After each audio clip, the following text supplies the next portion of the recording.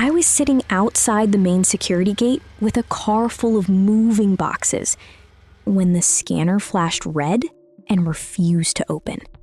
At first, I thought it was a system error. Then, the security guard handed me a one-page document. Not a welcome packet, not a registration form. A document titled Access Rights Disclaimer.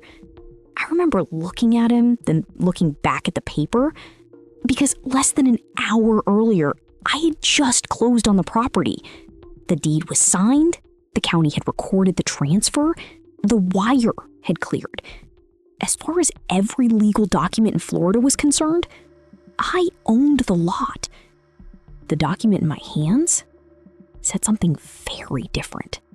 Ownership does not automatically grant access rights. I read the sentence again, then a third time, because it didn't make sense.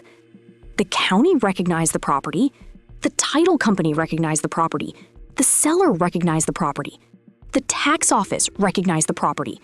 So how exactly could ownership not include the right to reach it? I looked up at the gate. Cars kept passing through without stopping. Residents tapped their transponders, the barrier lifted, the barrier dropped. Everything worked perfectly. For everyone except me. I showed the paper to the guard. He barely looked at it. "I don't handle legal stuff," he said. "If the light is red, the gate stays closed." That should have been the moment I left. Looking back now, that should have been the moment I turned around, called the title company, and started asking questions. Instead, I called the association. The woman who answered verified my name, verified the lot number. Then, she went silent. Not confused, not surprised, just quiet. Like she had opened a file she already knew about. Finally, she spoke.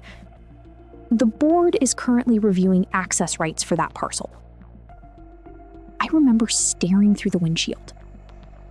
Reviewing access rights? I had owned the property for less than an hour. What exactly was there to review? I asked whether the gate restriction was temporary. She didn't answer. Instead, she told me I needed to complete the access review packet before any authorization could be considered. Then, she emailed me a PDF. 53 pages. I opened it right there in the parking lot. At first, it looked like standard HOA paperwork. Vehicle forms, emergency contacts, community rules, nothing unusual. I kept scrolling. Page 6, page 9, page 10. Then I reached a boundary survey, attached near the middle of the packet. A survey that had apparently been sitting in the file for years. I almost skipped it. Honestly, I probably would have skipped it. Except something caught my eye in the lower corner. A blue stamp pressed directly over the survey for certification. One word. Conditional. That's all it said. Conditional. 3 days ago, I didn't even know that stamp existed. Looking back now, that single word should have stopped the entire purchase. Not because of the survey lines, not because of the property boundaries, because of what the association had quietly attached to them. I zoomed in. The survey referenced an amendment number. An amendment I had never seen before. An amendment that wasn't mentioned in my closing packet. An amendment that somehow connected property ownership to gate access. And for the first time that afternoon, I stopped worrying about the transponder. I stopped worrying about the gate. I stopped worrying about the scanner. Because suddenly, the problem wasn't access. The problem was documentation. Somewhere inside the association's records was a rule powerful enough to separate ownership from entry. And somehow everyone involved in the transaction seemed to know it existed. Except me. The security guard knew. The management office knew. The board knew. The survey knew. I was the only person finding out after the sale was already complete. And that amendment would eventually lead me into 20 years of HOA records, forgotten easements, board votes, property disputes, and one question that nobody seemed willing to answer directly. If I legally owned the property, why was I still standing outside the gate? That question stayed with me while I sat in the driver's seat, scrolling through the access review packet. At first, nothing looked unusual. Vehicle registration forms, emergency contacts, community guidelines, parking rules. The kind of paperwork nobody actually reads. For a few minutes, I honestly thought the entire situation was just a delay. Maybe somebody forgot to activate my account. Maybe the gate database hadn't updated yet. Maybe tomorrow, this would all seem ridiculous. Then, I found a section titled Access Classification. I stopped scrolling. Access classification? I'd never seen anything like that in closing paperwork. Underneath were several categories: resident access, guest access, vendor access, temporary access. Then, one more: conditional access.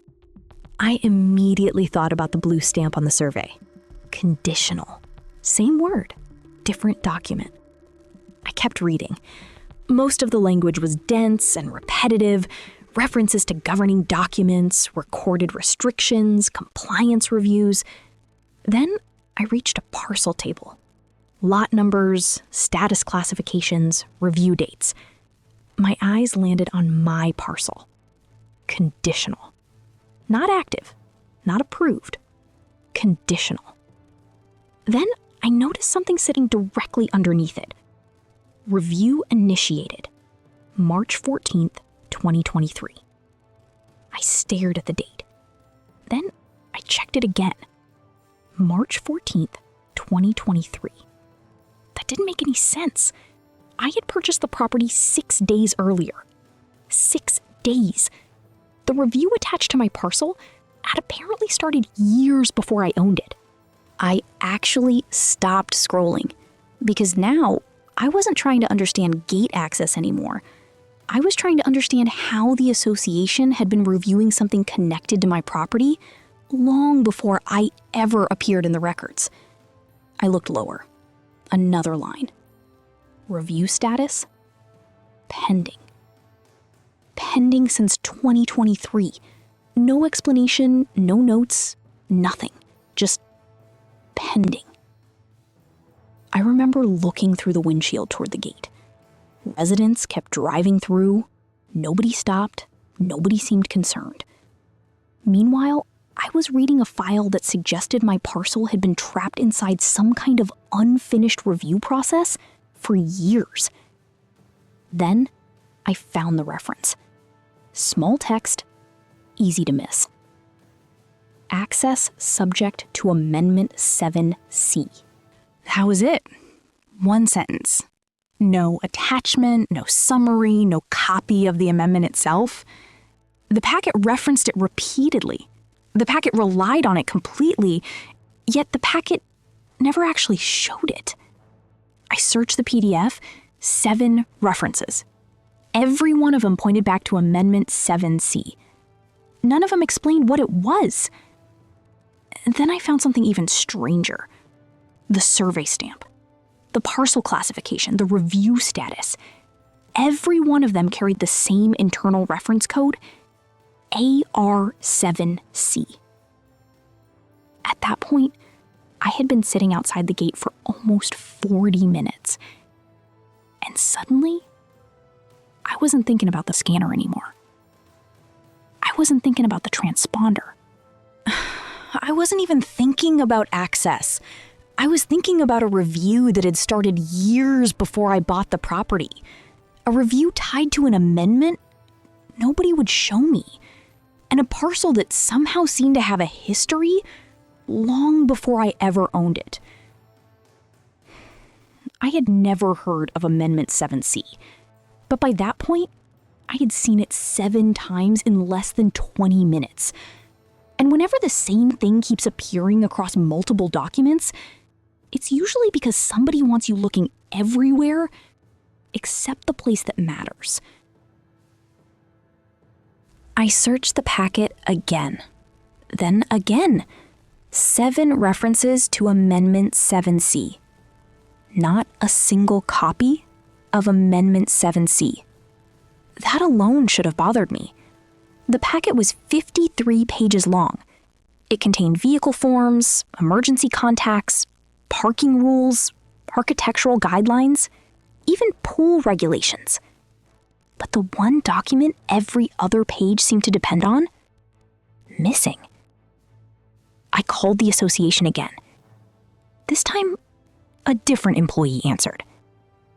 "Can you send me Amendment 7C? Silence. Not confusion. Silence. Then, she said something that immediately made me stop taking notes. "You'll need board approval for that request." I actually laughed, not because it was funny, because I thought I had misunderstood her. Board approval to read a document connected to my own property? I asked if the amendment was confidential. No. Privileged? No. Recorded with the county? Yes. Then why couldn't they send it? Another pause, then the exact same answer. "You'll need board approval." The call ended less than a minute later. At that point, I stopped asking the HOA for help. If the amendment was recorded, I would find it myself. County records don't care about HOA politics. At least, that was what I believed at the time. I opened the county database and started searching. Hundreds of filings appeared. Drainage agreements, road maintenance agreements, boundary revisions, architectural restrictions. Most were decades old. The subdivision had been planned long before many of the homes were ever built. Eventually, I found it. Amendment 7C, recorded 21 years earlier. I downloaded it immediately. Honestly, I expected answers. Instead, I found another mystery. Because the amendment wasn't talking about homeowners. It wasn't talking about residents. It wasn't even talking about houses. It was talking about parcels. Specific parcels. A separate category of lots located near the eastern edge of the subdivision. My lot was on the list. I kept reading. Conditional access. Access eligibility. Review status. Board determination. The same phrases appeared again and again. Then, I reached a section called Access Corridor Review. That was where everything started to fall apart. According to the amendment, certain parcels depended on an access corridor crossing association-controlled property. The road already existed. The corridor already existed. The lots already existed. Yet every transfer of ownership triggered a separate review process. I read the paragraph twice, then a third time. It still didn't make sense. The entire purpose of a recorded easement is certainty. Ownership changes. The easement stays. That's why people record them. That's why title companies care about them. Yet this amendment seemed to suggest that every new owner had to be reviewed before access could continue. I scrolled further. Then I saw a date. Review initiated. March 14th, 2023.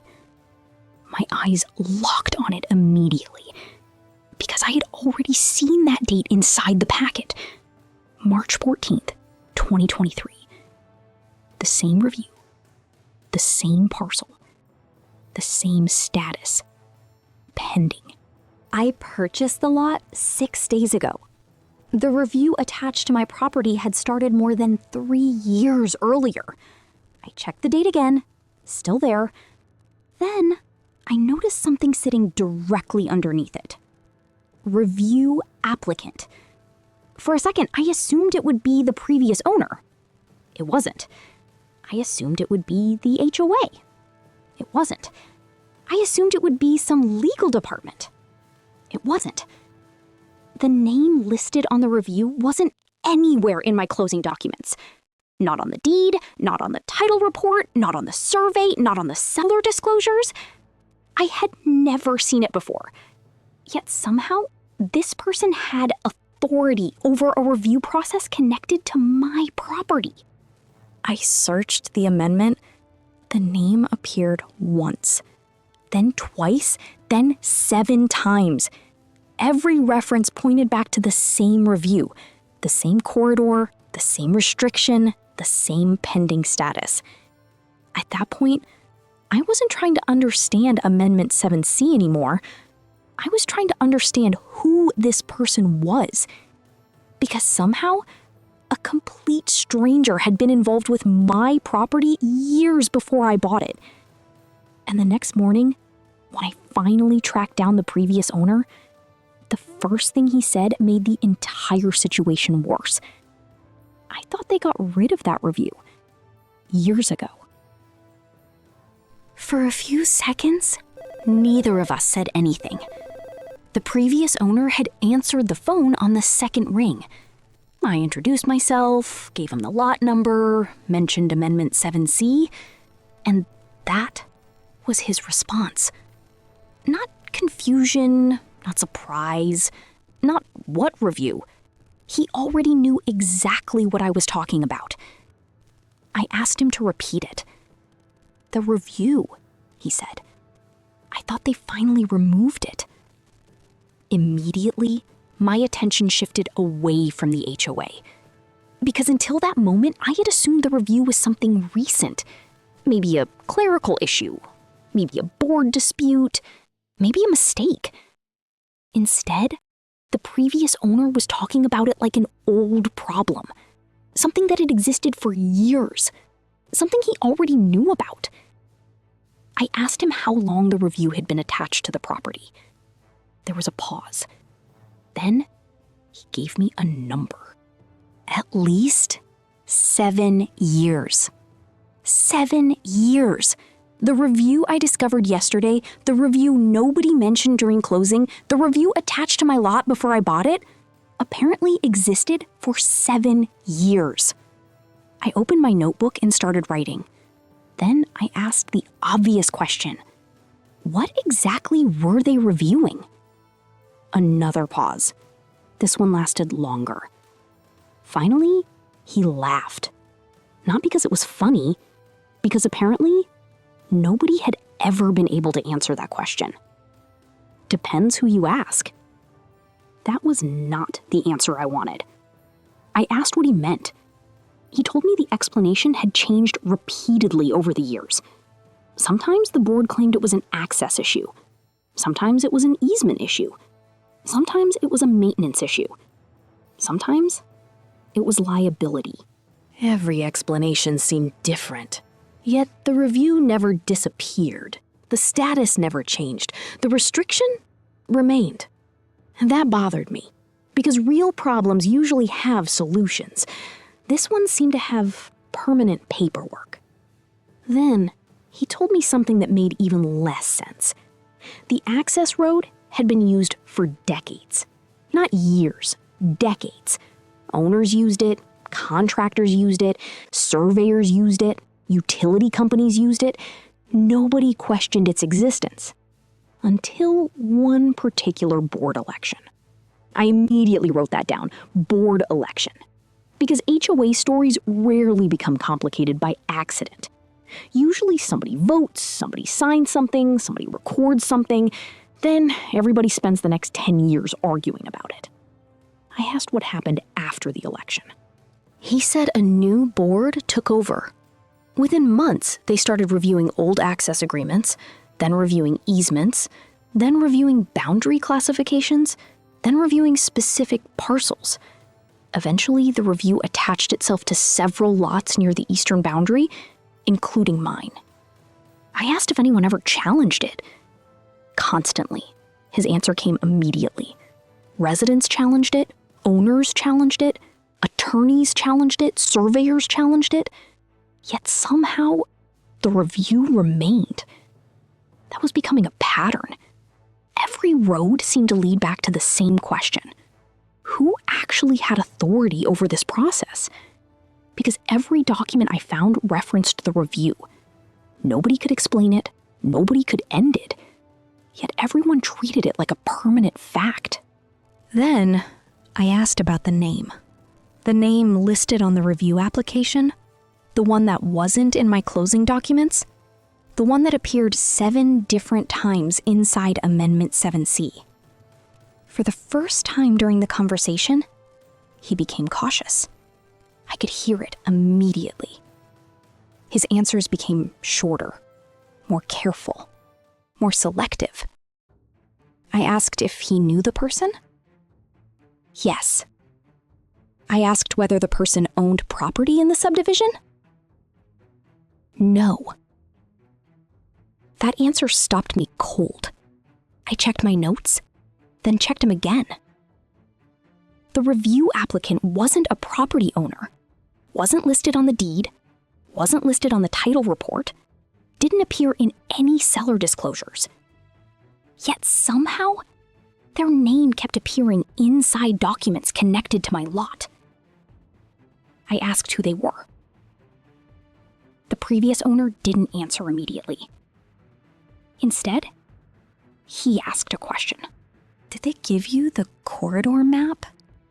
Corridor map. Another document, another thing nobody had mentioned. I told him no. He laughed again. This time, there wasn't any humor in it. Then you're missing the most important file. I felt that sinking feeling again.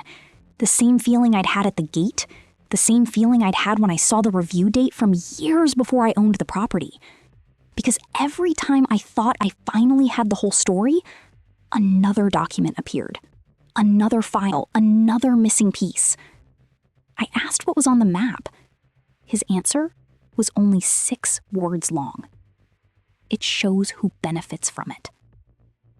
Then, he told me something that completely changed how I viewed the review. The review wasn't attached to the road. It wasn't attached to the easement. It wasn't attached to the corridor. The review was attached to the people using them.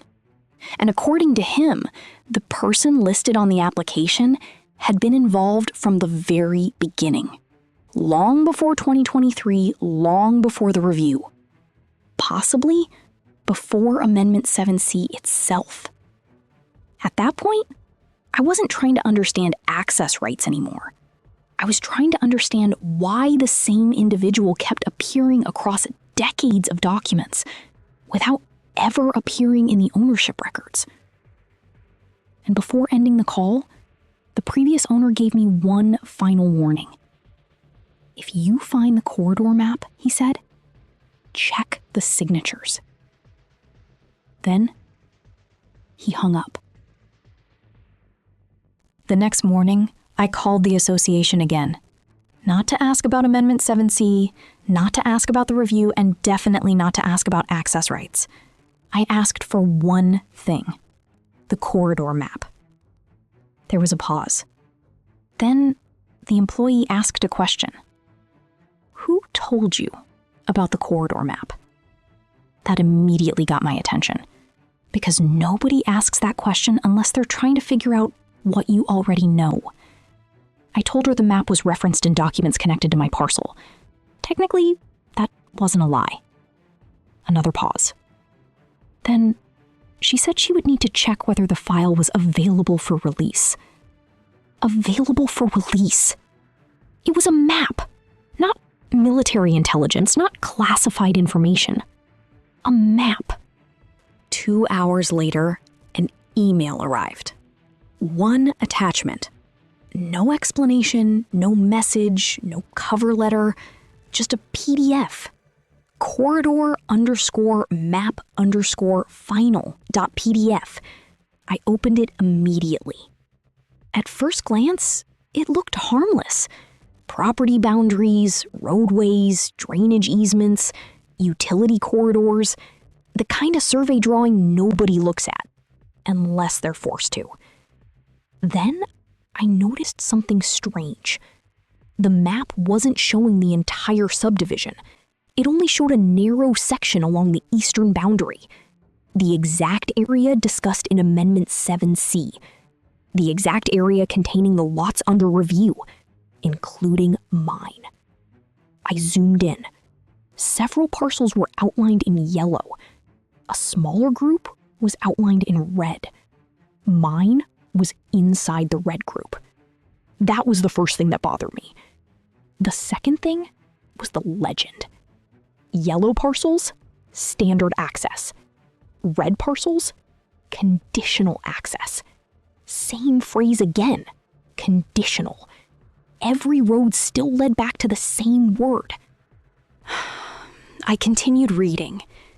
The map contained notes, dozens of them. Most were technical references, survey numbers, recording numbers, document references.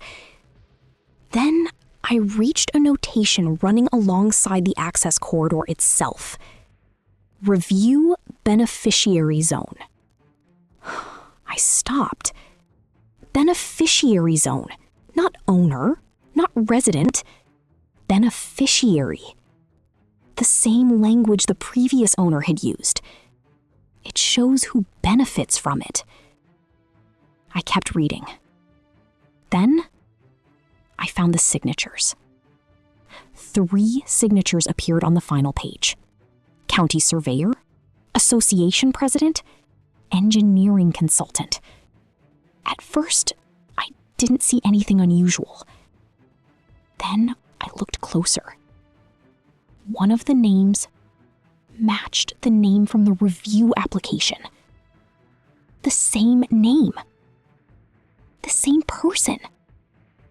The same individual who wasn't listed anywhere in the ownership records. The same person who somehow appeared throughout Amendment 7C. Now they were signing corridor maps. I checked the title block. The signature wasn't recent. It wasn't from 2023. It wasn't from 2020. It was 17 years old. I stared at the date. 17 years. The same person had been connected to these documents for nearly 2 decades. Yet, according to county records, they never owned a single lot inside the subdivision. That made absolutely no sense. I started searching again. This time, I wasn't searching parcel numbers. I wasn't searching easements. I wasn't searching amendments. I was searching the name. The results appeared immediately. Board meeting minutes, consulting agreements, infrastructure reports, legal correspondence, road maintenance reviews. The same name appeared everywhere. Not once, not twice, dozens of times. And every appearance seemed connected to one thing: the Eastern Corridor. I opened older board minutes. The name appeared. I opened engineering reports. The name appeared. I opened maintenance reviews. The name appeared. At some point, I stopped counting. Because the question was no longer whether this person was involved. The question was why they were involved in everything. Then I found a document that completely changed the direction of the investigation. It wasn't an amendment. It wasn't a survey. It wasn't a review file. It was a board meeting transcript, buried inside 26 pages of routine HOA business. Budget discussions, landscape contracts, fence repairs, completely ordinary stuff. Until one paragraph near the bottom. One board member asked whether the Eastern Corridor review should finally be closed. Another board member immediately objected. Then, somebody made a statement that appeared nowhere else in the records. The corridor review must remain active until ownership interests are resolved. Ownership interests. Not access rights, not easements. Ownership interests. I read the sentence 3 times, then a 4th, because suddenly everything felt different. For 3 days, I had been trying to understand access. The board minutes were talking about ownership. The review application was talking about ownership. The corridor map was talking about beneficiaries. And somehow, all 3 were connected.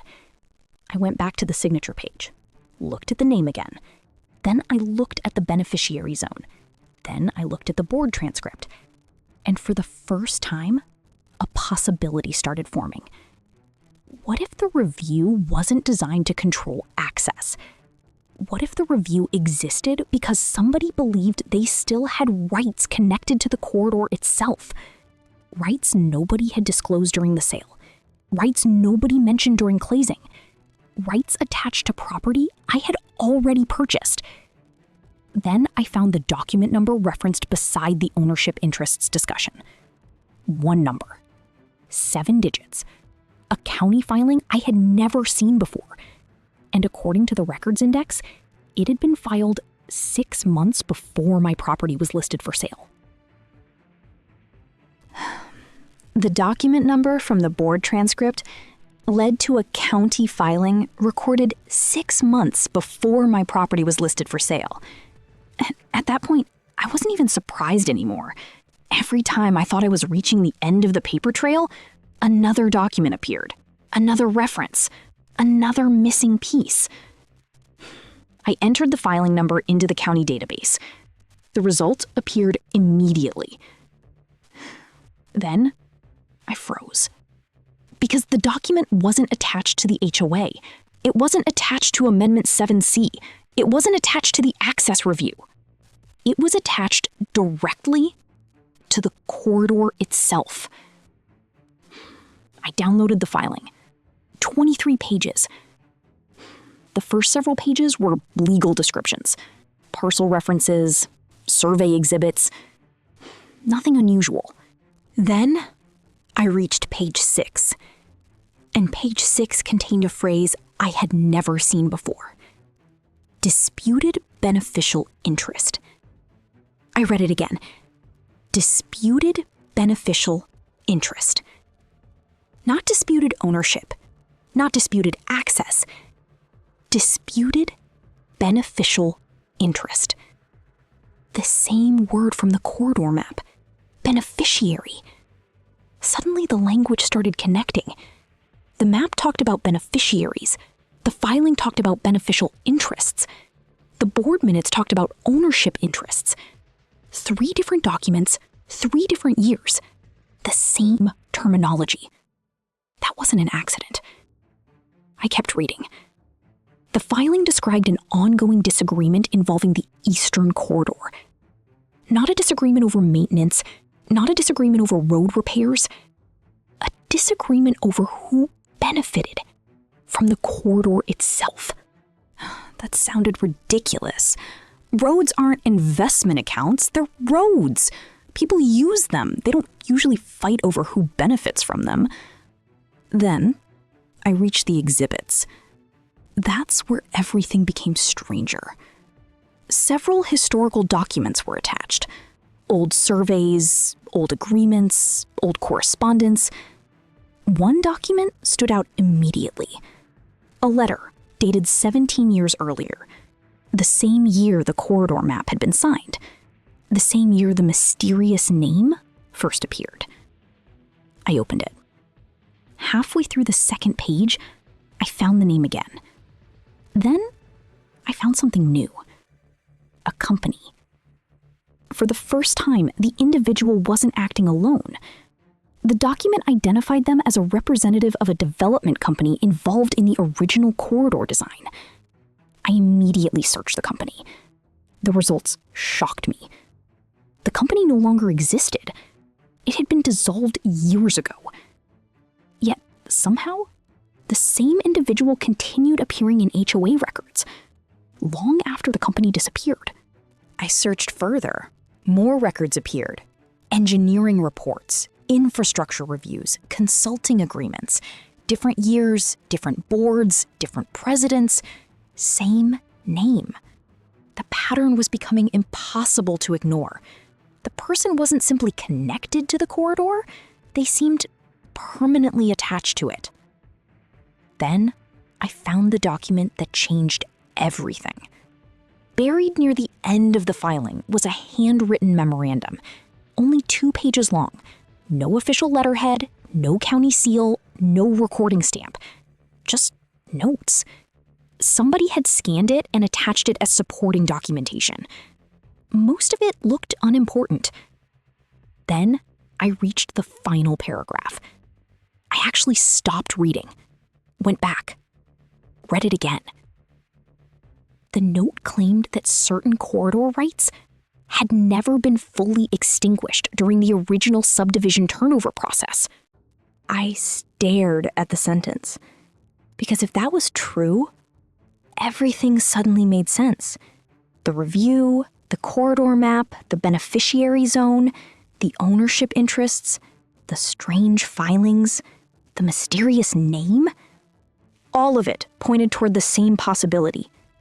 Someone believed they still possessed rights connected to the corridor.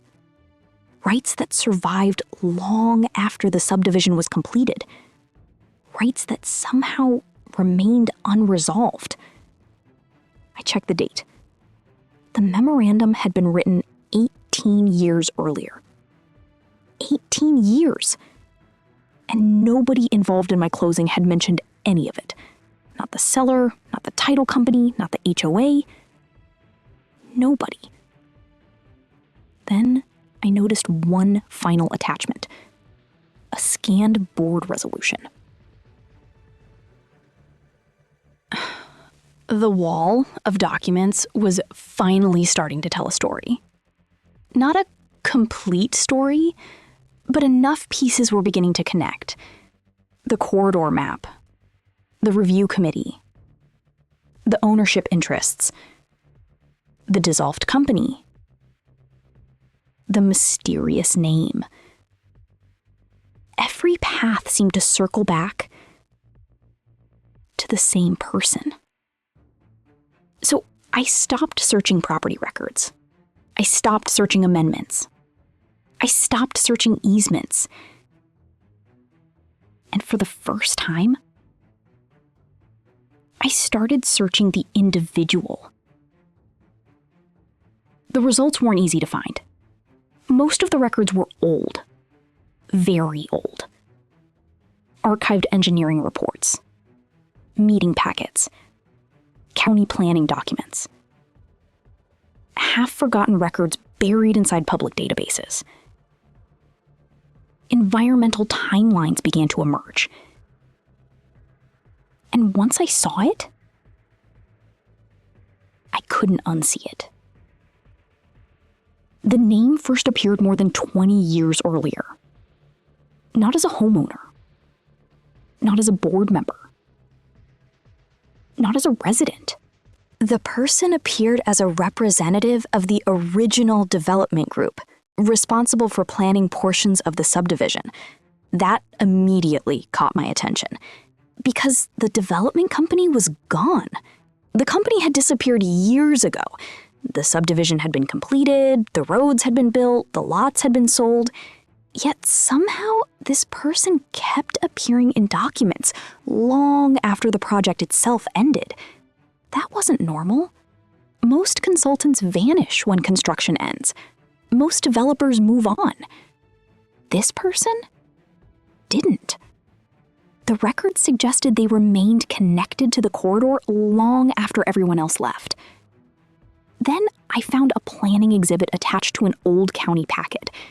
One sentence had been highlighted by somebody years earlier. Future corridor interests shall remain protected following turnover. Protected. Not transferred. Not terminated. Protected. I wrote the sentence down immediately. Because for the first time, I wasn't looking at access rights. I was looking at surviving interests. Something had been preserved. Something had been carried forward. The question was, what? I continued digging. A few hours later, another document surfaced. This one was older than Amendment 7C, older than the review committee, older than the corridor map. And unlike everything else I had found, this document wasn't created by the HOA. It was created before the HOA even existed. That fact alone made my stomach drop, because it meant the problem might be older than the association itself. The document outlined infrastructure obligations connected to the Eastern Corridor, maintenance responsibilities, access routes, utility placement, future development rights. Then, near the end, I found the phrase again. Beneficial interest holder. The exact language from the disputed filing. The exact language from the corridor records. The exact language from the ownership discussion. And next to it, the same name. I stared at the page because the date on the document was 22 years old. 22 years! Which meant the person had been tied to the corridor before houses existed, before board elections, before reviews, before Amendment 7C, before almost everything. Suddenly, the timeline made sense. The review wasn't creating a problem. The review was preserving one.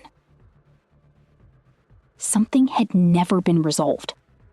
Something had simply been carried forward year after year, board after board, owner after owner, document after document. Then I found the strangest thing yet, a review committee report from 8 years earlier. The report contained dozens of pages.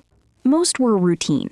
Meeting summaries, recommendations, status updates, nothing important.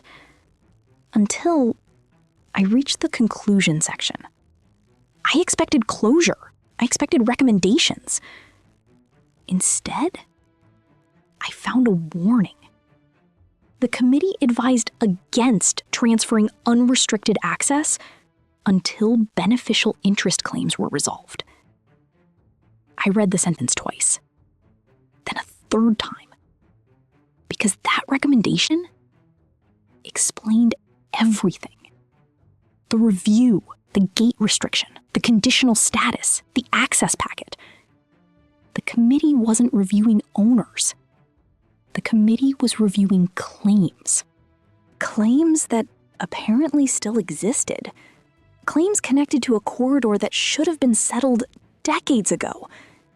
At that point, I stopped wondering why my transponder didn't work. The gate was just a symptom. The real problem was buried somewhere much deeper. Then I noticed a reference number attached to the committee report. Not a county filing, not an HOA document, a legal case number. For a moment, I thought it had to be a mistake, until I searched it and discovered that 18 years earlier, someone had actually sued over the corridor. Someone had actually sued over the corridor? That was the thought running through my head as I opened the court file. At that point, I expected another dead end, another forgotten dispute, another stack of paperwork that ultimately explained nothing.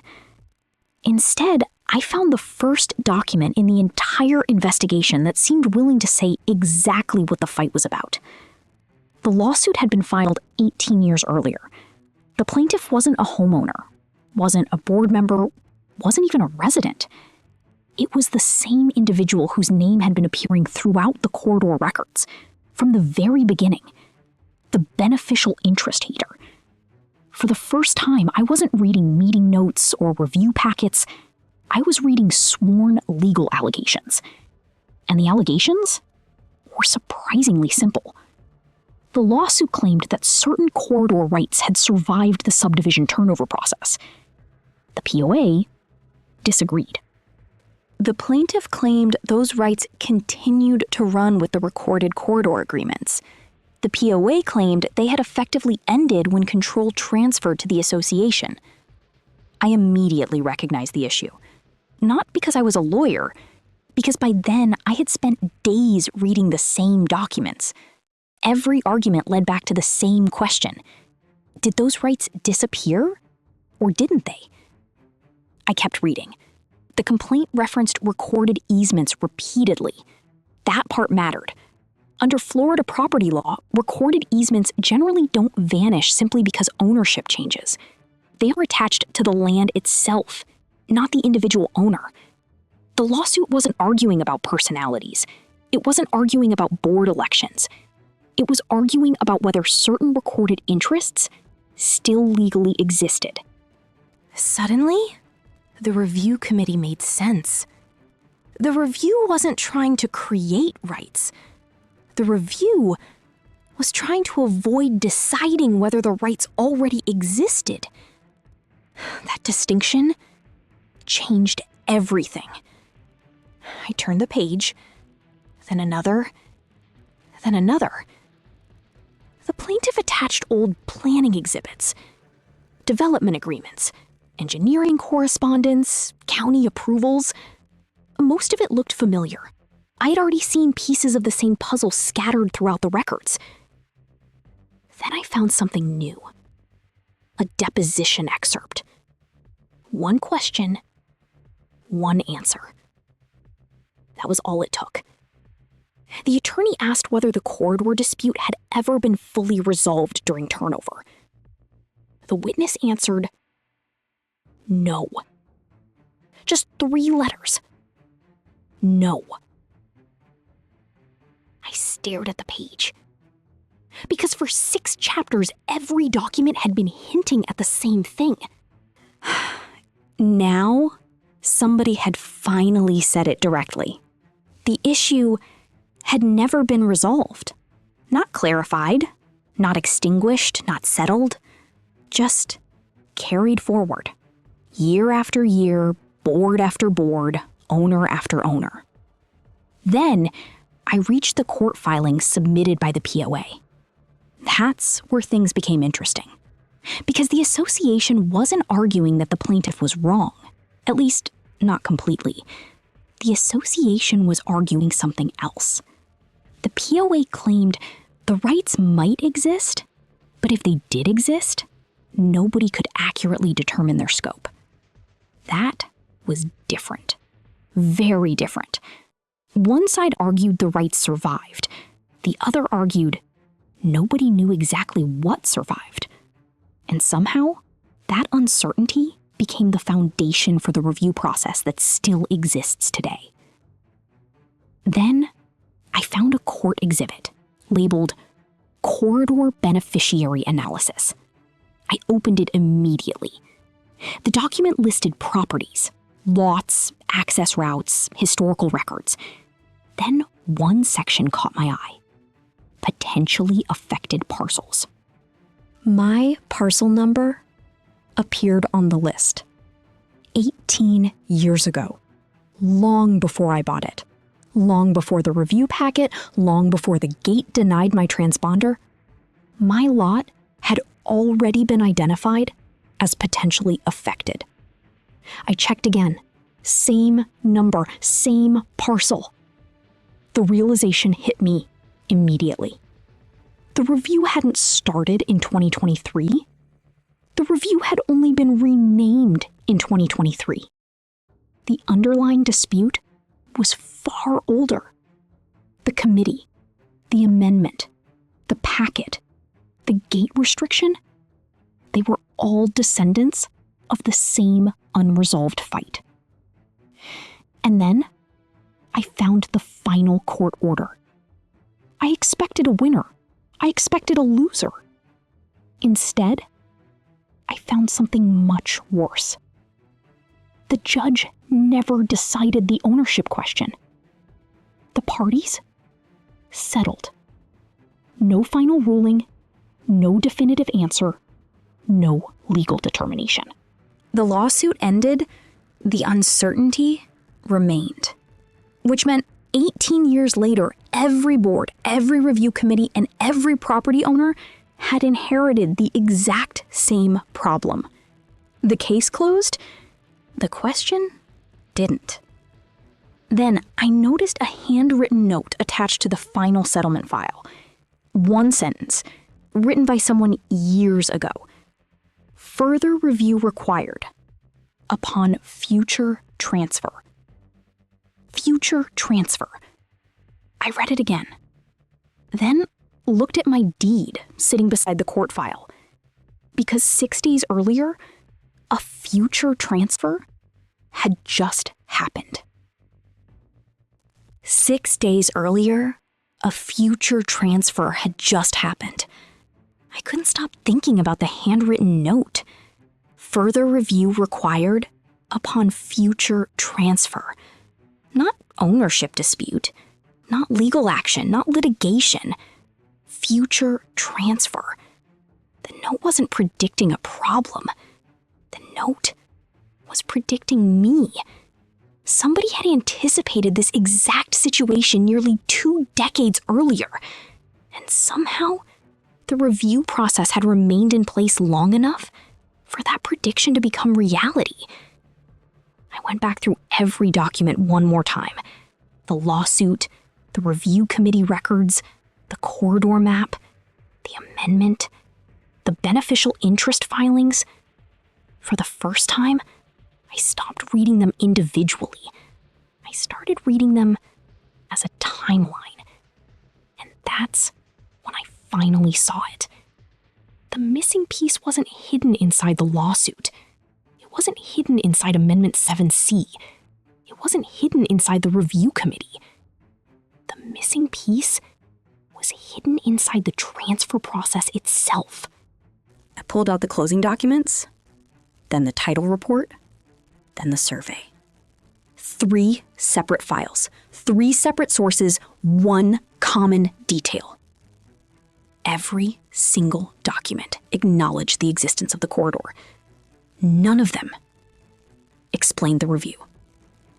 I checked again. Same result.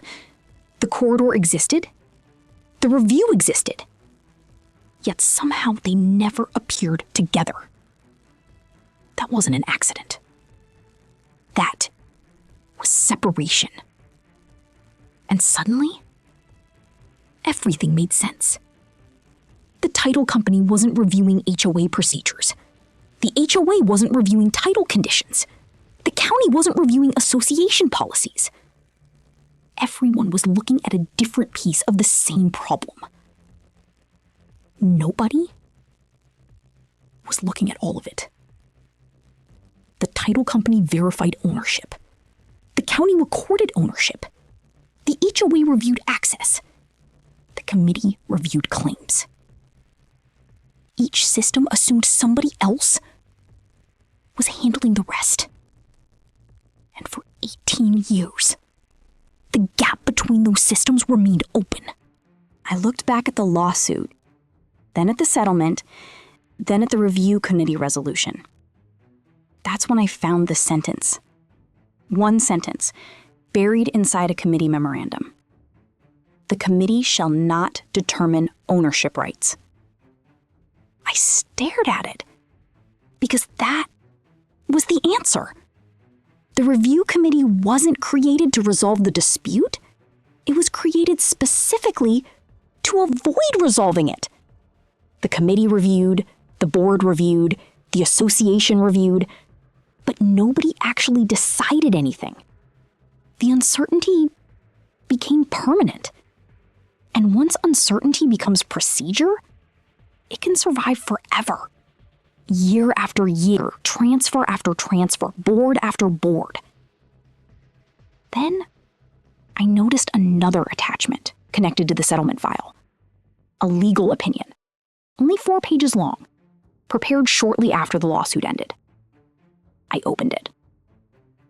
Halfway through page 3, I found the sentence that changed everything. The attorney wrote that unresolved beneficial interests could continue creating administrative restrictions despite the absence of a final ownership determination. I read it twice, then a third time, because suddenly the entire story snapped into focus. The gate wasn't the problem. The review wasn't the problem. Even Amendment 7C wasn't the problem. The problem was uncertainty. Nobody knew exactly what survived. Nobody knew exactly what ended. So every future owner inherited the same review. Not because anybody proved the rights existed, but because nobody proved they didn't. I leaned back in my chair. For the first time since the gate refused to open, I felt like I understood what was happening. Then, my phone rang. An unknown number. I almost ignored it. Almost. Instead, I answered. The caller introduced himself as a member of the review committee, the same committee that had been reviewing my parcel, the same committee that traced back to the settlement, the same committee that should have disappeared years ago. His first sentence made my stomach drop. We've completed our review.